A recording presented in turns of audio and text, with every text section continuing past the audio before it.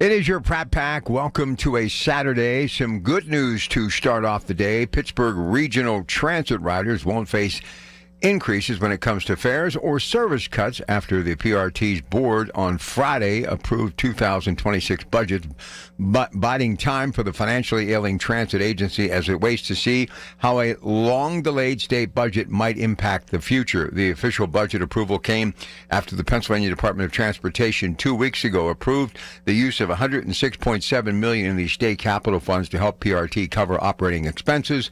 Now, the move will allow PRT to mitigate a projected $100 million budget deficit in 2026 and avoid what it said could have been a 35% reduction in service and 9% fare hike that would have gone into effect in early 2026.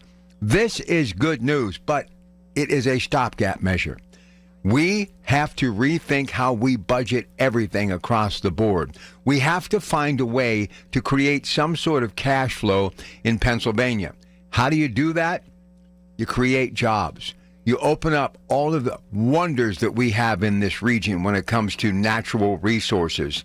Look, I know people love the idea of wind and solar and green energy, right? But the reality of the matter is we have no money in the bank to be venture capitalists to create these opportunities. We have to stick with what made us. That's why when I reported earlier this week on my show of that major investment, the first of many, being approved, signed off from the Pond and U.S. Steel into the Mon Valley, and even their billions are going to put in Gary, Indiana. Look, it's spreading the wealth across the great nation that is the United States of America. And you get the building trades involved. You get those incredible paychecks involved.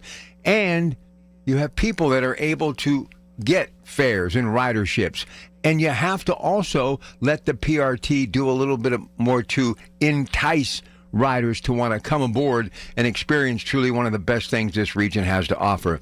But the reason I'm so excited about this stopgap, it will continue to provide much-needed affordable paychecks. And when I say that, paychecks that are making it possible for people who work for the PRT to afford the normal things in life. Food, roof over their head, clothes, educating their children, and basically getting to and from work by being able to afford an automobile. The simple things that we all take for granted in this country that is the United States of America.